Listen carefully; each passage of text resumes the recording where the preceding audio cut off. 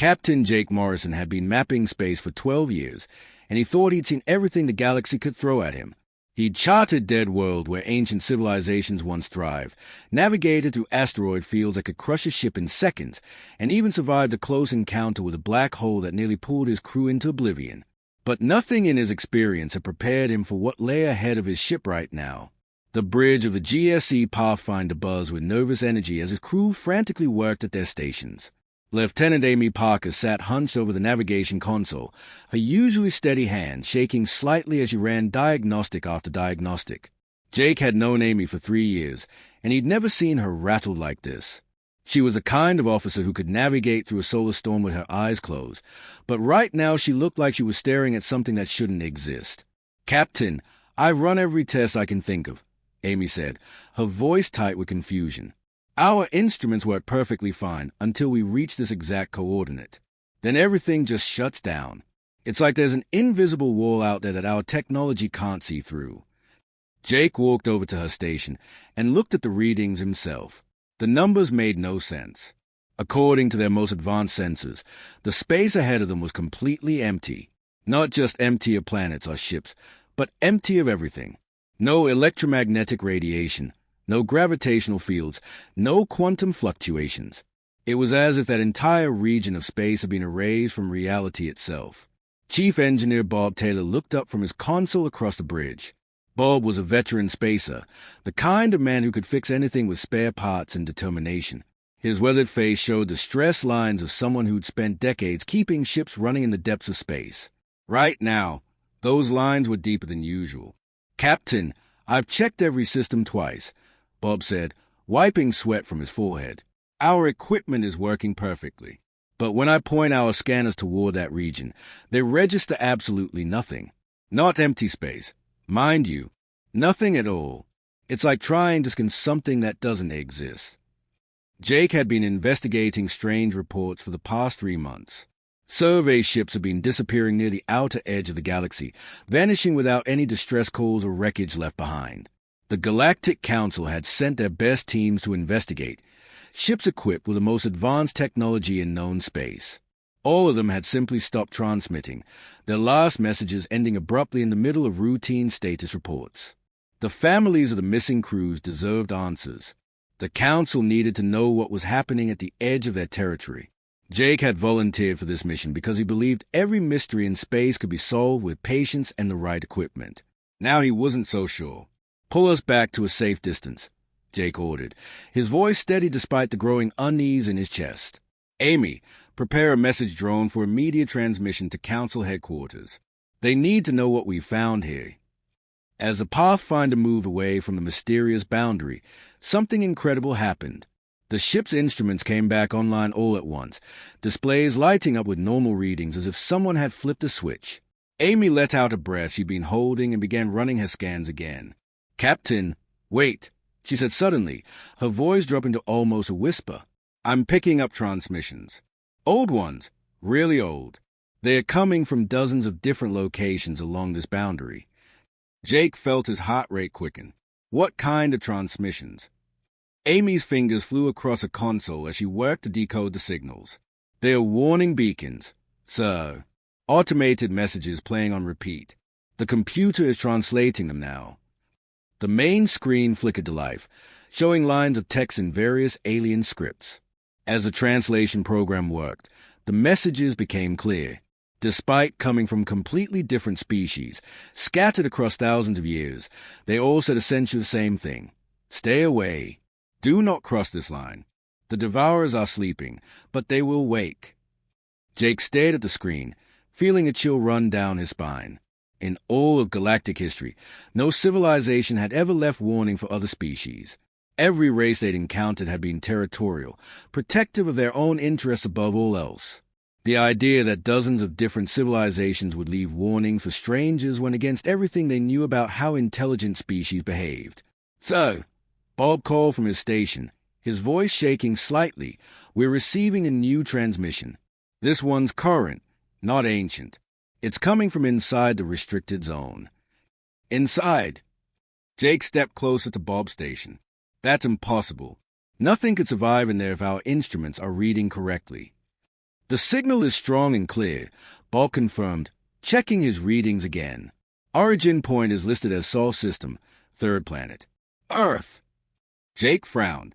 He'd heard of Earth, but only barely. It was listed in the Galactic database as a primitive world near the Outer Rim, inhabited by a species that had only recently developed basic space travel. They weren't even members of the Galactic Council yet. What does the message say? Jake asked. Bob's face went pale as he read the transmission. Message reads, GSC Pathfinder, you are approaching a restricted zone under human protection. Please maintain your current position and prepare to be escorted to a safe meeting point. Do not attempt to cross the boundary under any circumstances. It's signed by Admiral Tom Bradley of the Human Defense Force. The bridge fell silent. Jake felt his understanding of the galaxy shifting beneath his feet. How could a primitive species have a defense force? How were they sending messages from inside a region that seemed to exist outside normal space? And most importantly, what did they know about the missing ships that the Galactic Council didn't? Amy, run a full scan of the Sol System, Jake ordered. I want to know everything about these humans before we respond to their message. As Amy worked, Jake stared at the boundary that marked the edge of known space. Somewhere beyond that invisible line, answers waited. But he was beginning to suspect that those answers would change everything he thought he knew about the galaxy and humanity's place in it. Jake Morrison was staring out the viewport when reality seemed to bend around them. One moment, empty space stretched endlessly before the Pathfinder. The next moment, a massive ship hung there like it had always existed, its hull gleaming with materials Jake didn't recognize. No alarms had sounded. No energy signatures had appeared on their sensors. The vessel had simply materialized out of nothing. Amy, did you catch anything on sensors? Jake called to his navigation officer, trying to keep the shock out of his voice. Lieutenant Amy Parker was frantically checking her instruments, her face pale with confusion. Nothing, sir. Absolutely nothing. 1 second our scan showed empty space. The next second there was a ship. It's like it just stepped out of another dimension. The human vessel was unlike anything in the galactic database. Its design was sleek and purposeful, with curves that seemed to follow patterns Jake couldn't quite understand. The hull appeared to shimmer slightly, as if it wasn't entirely solid. Most disturbing of all, their sensors couldn't get a proper reading on its size or mass. The ship seemed to exist in a state of constant flux. Captain, they are requesting permission to come aboard, reported Chief Engineer Bob Taylor from his station. Standard docking protocols, but their ship is using communication methods I've never seen before. The signal quality is perfect, no static or delay at all. Jake had been commanding starships for 15 years. He'd dealt with pirates, hostile aliens, and cosmic phenomena that defied explanation. But he'd never encountered technology that made his own ship look like a primitive toy. The human vessel demonstrated capabilities that shouldn't be possible with any known science. Grant them permission, Jake decided, but keep all security teams on standby. The docking process was smooth and silent, far smoother than it should have been between two ships of different design. Jake made his way to the docking bay, where a security chief was waiting with a small team of armed guards. They all looked nervous, which didn't help Jake's confidence. The airlock cycled open with a soft hiss, and Admiral Tom Bradley stepped aboard the Pathfinder. Jake had expected to meet someone who looked like the primitive humans described in their database. Instead, he found himself face to face with a man who radiated quiet authority and seemed completely at ease despite being surrounded by alien technology. Bradley was tall and lean, with steel-gray hair that was perfectly groomed despite spending time on a starship. His uniform was simple but clearly made from advanced materials, and his eyes held a weight that suggested he'd seen things that would break lesser minds. Most unsettling was the way he moved with absolute confidence, as if he'd been walking on alien ships his entire life. Captain Morrison, Bradley said, extending his right hand in what Jake recognized as a human greeting gesture. His voice was calm and controlled, with just a hint of an accent Jake couldn't place. Welcome to the edge of known space. I assume you're here about the missing ships. Jake shook the offered hand, noting that Bradley's grip was firm but not aggressive. Admiral Bradley, with all due respect, our records show that Earth barely has basic spaceflight capability. How is it that you're out here with technology that's clearly centuries ahead of anything in our databases? A small smile appeared on Bradley's face, but it didn't reach his eyes. Captain, your galactic record contained a lot of incorrect information.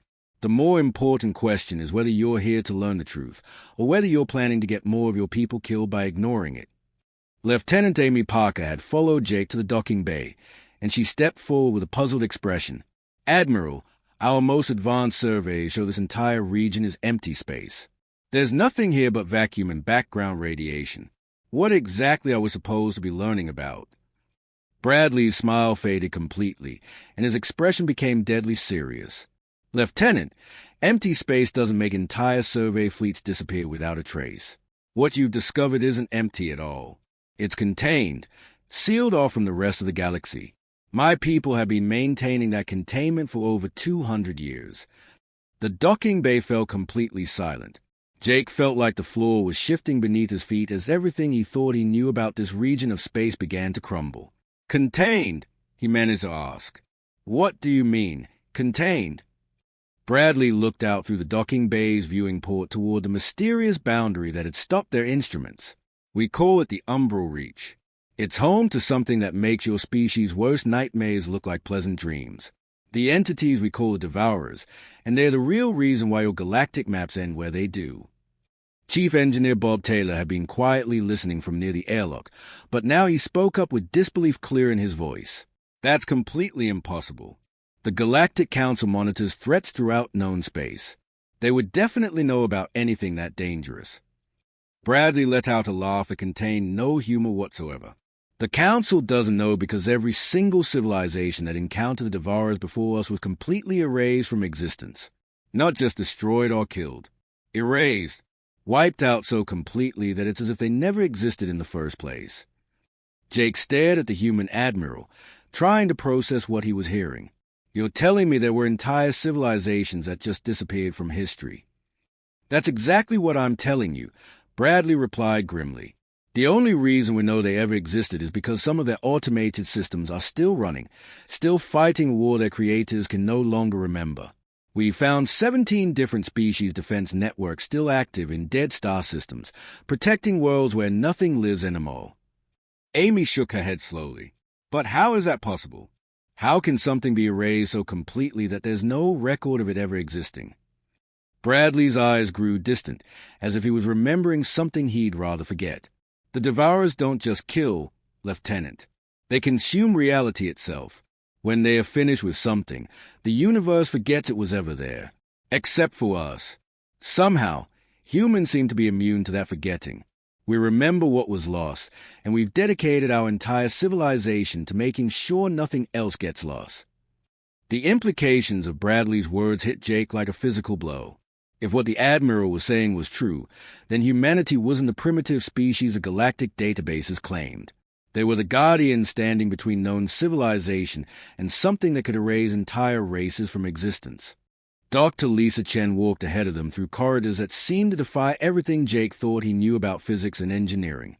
The walls of Deep Station Alpha curved in ways that hurt to look at directly, as if space itself was being gently twisted around them. When Jake tried to focus on the surface materials, they seemed to shift and flow like liquid metal, reflecting light in patterns that shouldn't be possible. Don't stare too long at the walls, Dr. Chen advised without turning around. The materials we use here exist partially in normal space and partially in what we call the shadow dimension. Looking at them for too long can cause headaches in people who aren't used to it. Jake found himself fascinated despite the warning. The station was clearly built with technology far beyond anything the Galactic Council possessed. The floors felt solid under his feet, but when he glanced down, he could see what looked like stars moving beneath the transparent surfaces. It was as if they were walking through space itself rather than a constructed facility. Dr. Chen was a small woman with short black hair and intense dark eyes that seemed to hold a deep sadness. She wore a simple white lab coat over what appeared to be a uniform made from the same strange materials as the station walls.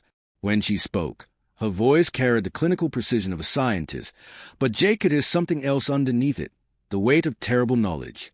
The Devourers aren't creatures in any way that you would understand a term, she began as they entered a vast chamber filled with holographic displays. They don't have bodies like we do. They don't even exist in our dimension most of the time. Think of them as living mathematical equations that hate the fact that reality exists at all. Lieutenant Amy Parker was staring at the displays with wide eyes. The holographic projections showed the outer edge of the galaxy, but sections of it were marked in angry red zones. In those areas, the star chart simply stopped, as if someone had taken an eraser to the map of reality itself. When the Devourers consume something, Dr. Chen continued, they don't just kill it or destroy it. They remove it from the universal equation entirely. Imagine if you wrote your name on a piece of paper, then erased it so thoroughly that there was no trace it had ever been there. That's what happens to anything the Devourers touch. Jake studied the holographic display, trying to understand what he was seeing. Those red zones on the map, what are they? Areas where reality has been edited, Dr. Chen replied grimly. Each one used to contain star systems, planets, entire civilizations. Now they contain nothing at all. Not empty space, but actual nothingness. The universe has forgotten they ever existed. She gestured to a section of the display that showed automated signals coming from dead star systems. We found the remains of 17 different civilizations that encountered the Devourers before humanity did. When I say remains, I mean exactly that.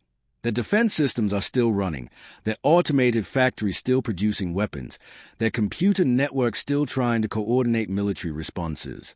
But the species that built all of this are gone so completely that even their own machines have forgotten what they were protecting. Amy's voice was barely a whisper. You're telling us there were entire species that just vanished from history? Like they never existed at all. That's exactly what happened, Dr. Chen confirmed.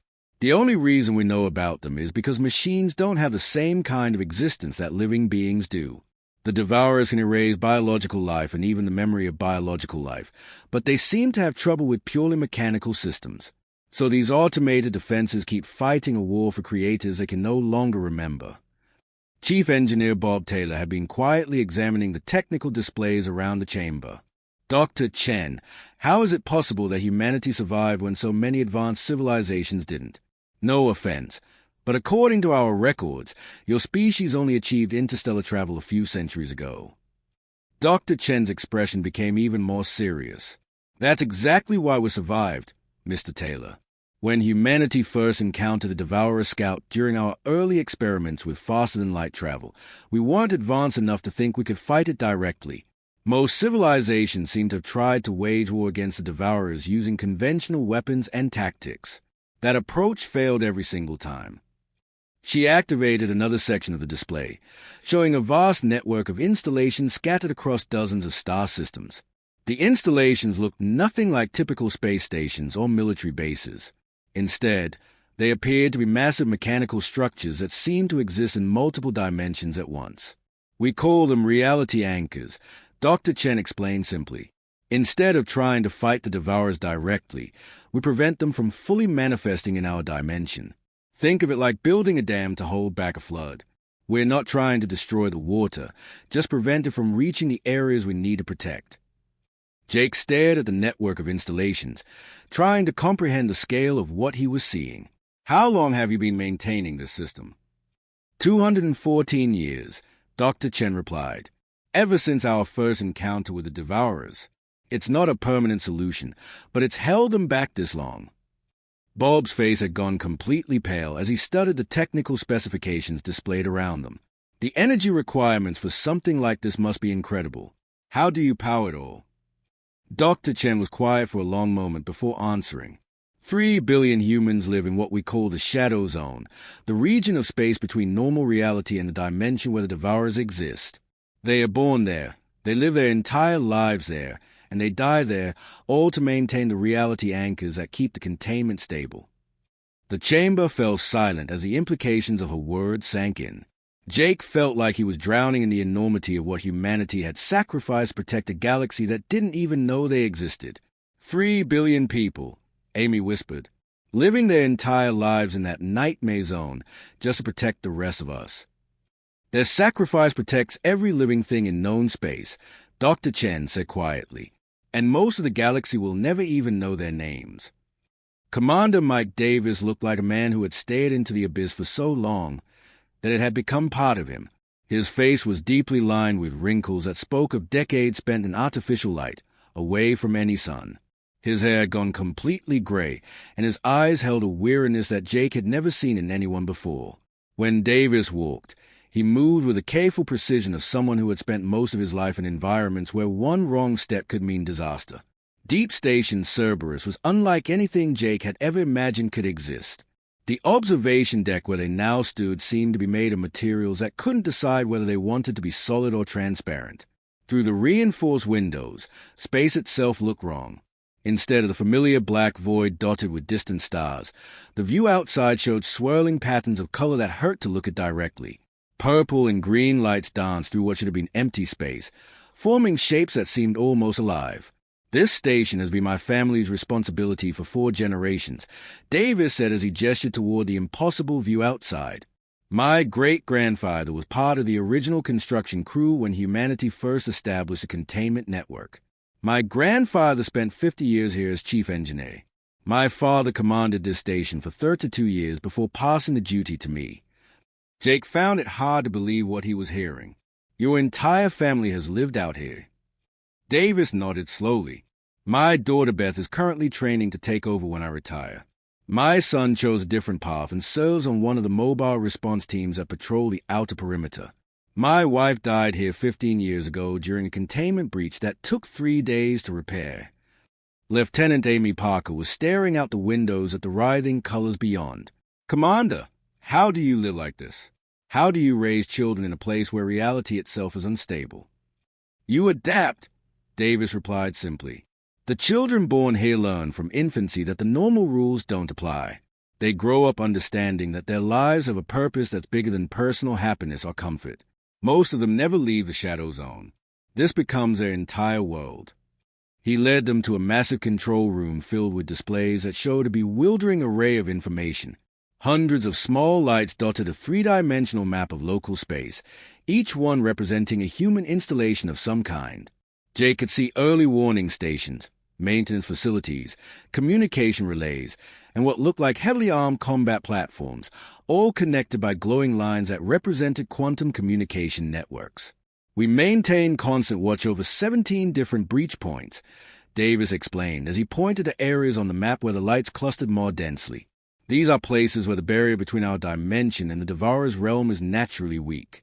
Every few hours, something tries to push through from the other side. Most of the time, our reality anchors are enough to push them back without any direct intervention." Chief Engineer Bob Taylor was studying the technical readouts with fascination and growing alarm. "The power requirements for all this must be enormous. How do you maintain energy supplies for installations spread across so many star systems?"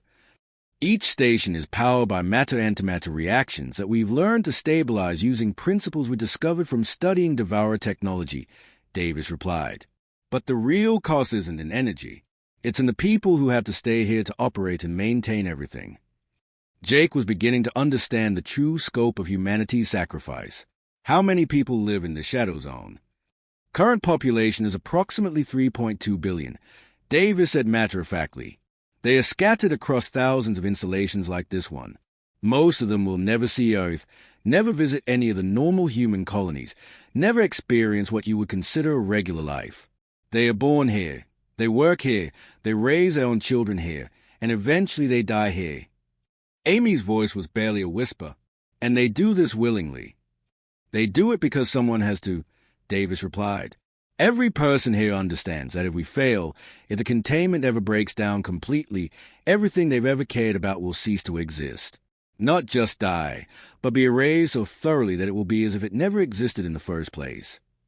Suddenly, alarms began wailing throughout the station. Red emergency lights bathed the control room in an ominous glow, and Jake could feel the vibrations of the station system switching to higher light mode. The crew around them moved with the smooth efficiency of people who had drilled for this scenario thousands of times. "Commander," called Ensign Kate Wilson from her monitoring station. "Massive manifestation event detected in Sector 7. Energy readings are off the charts. This is unlike anything we recorded before." Davis's expression shifted from tired resignation to sharp focus in an instant.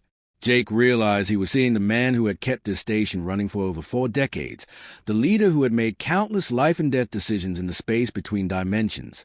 How massive? Davis demanded as he strode over to Wilson's station. "Class 9 event, sir," Wilson replied, her voice tight with controlled fear. "Multiple breach points are destabilizing simultaneously. The Devourers aren't just probing this time. They're attempting a coordinated dimensional breach across 17 different locations."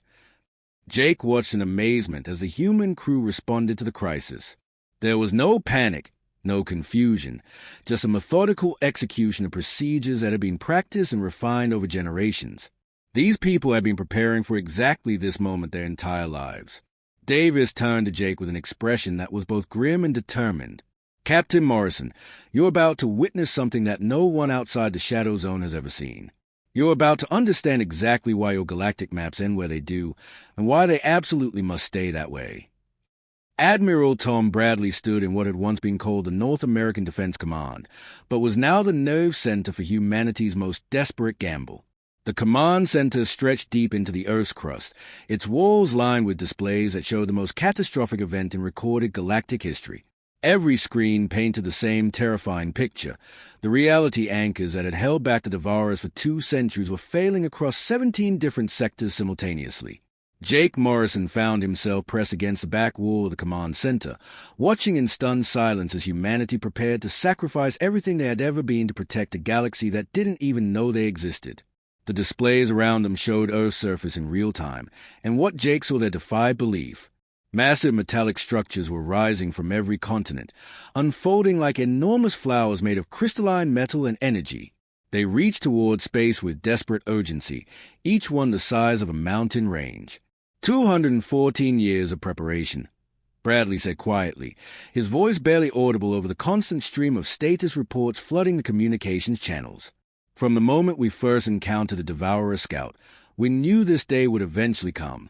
Every human born since then has lived with the knowledge that someday we would have to make this choice."